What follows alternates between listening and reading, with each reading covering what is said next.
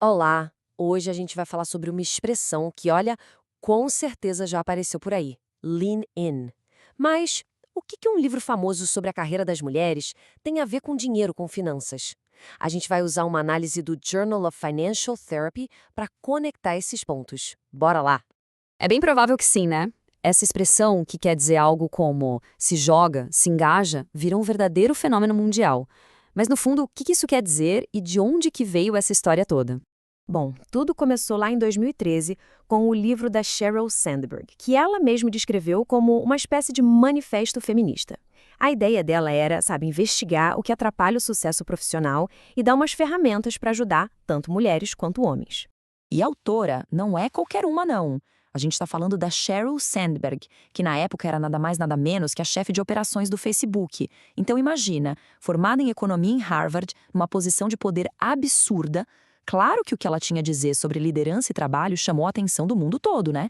Ok, então qual que é o problema central que o livro quer resolver? Tudo gira em torno do que a Sandberg chama de a lacuna na ambição de liderança.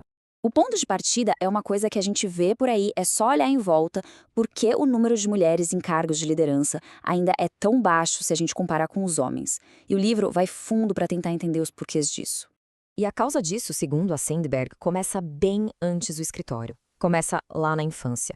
Pensa só. De um lado, as meninas muitas vezes são incentivadas a colaborar, a trabalhar em equipe. Do outro, os meninos são mais estimulados a competir, a focar em resultado. E essa diferença que começa lá atrás vai moldando a ambição de carreira de cada um ao longo da vida. E isso tem consequências bem reais. Olha só que dado interessante que a análise que a gente está usando traz. Em 2013, segundo o Bureau of Labor Statistics, só 25%, um quarto, dos consultores financeiros pessoais eram mulheres. É um exemplo bem claro dessa diferença no mercado de trabalho. Ok, mas o livro não fica só apontando o problema, não. Ele também traz umas soluções, ou como ela chama, uns ajustes práticos. Vamos dar uma olhada nos principais. E aqui vem a que talvez seja a frase mais famosa do livro todo. Sente-se à mesa. É tipo um chamado para ação, sabe? Uma metáfora muito forte sobre como se posicionar no ambiente de trabalho. Mas na prática, o que isso quer dizer? Quer dizer, participa das discussões, bota a boca no trombone, tenha confiança para falar o que pensa e um ponto super importante, esteja disposta a correr alguns riscos calculados para crescer na carreira. É isso, não ficar no cantinho, mas sim ocupar o seu espaço. Agora, o segundo grande conselho: tira a conversa do escritório e leva para dentro de casa. A Sandberg defende uma ideia-chave. A carreira não rola no vácuo, sabe? O que acontece em casa é fundamental. E o que é um parceiro de verdade para ela? É aquele que divide de forma igual as responsabilidades de casa. Isso vai desde lavar a louça até cuidar dos filhos, tudo mesmo. A ideia é criar um ambiente onde os dois possam se dedicar de verdade para suas carreiras. E é exatamente aqui que a coisa fica mais interessante. Porque a análise lá do Journal of Financial Therapy pega tudo isso e conecta direto com o nosso bolso, com as nossas finanças. Pois é, a pergunta de US$ 1 milhão. O que sentar na mesa de reunião e dividir a faxina tem a ver com a conta bancária? E olha, a conexão é bem mais direta do que parece. Vamos pegar primeiro a ideia de sentar-se à mesa.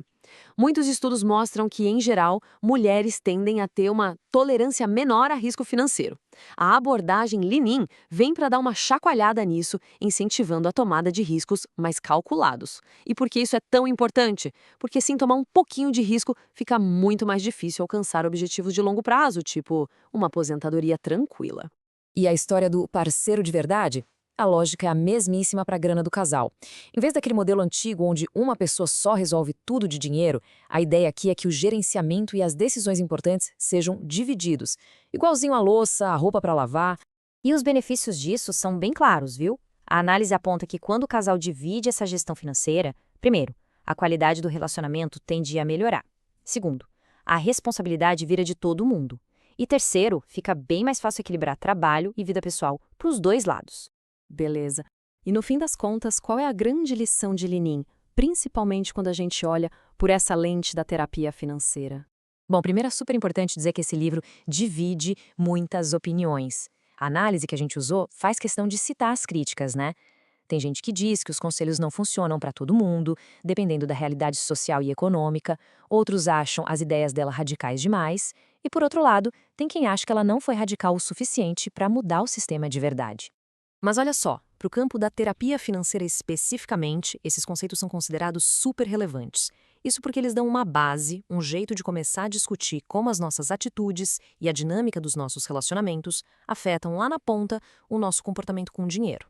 Então, o ponto central, segundo essa análise, é que o maior valor do livro talvez nem sejam as respostas que ele dá, mas sim as perguntas que ele faz a gente se fazer. O grande mérito foi ter dado o pontapé inicial numa conversa super necessária no mundo todo sobre mulheres, trabalho e dinheiro. E tudo isso deixa a gente com uma última reflexão. Hoje, mais de 10 anos depois que o livro foi lançado, com o mundo do trabalho virado de cabeça para baixo, o que será que significa ter essa atitude Linen? É uma conversa que, com certeza, ainda está longe de acabar.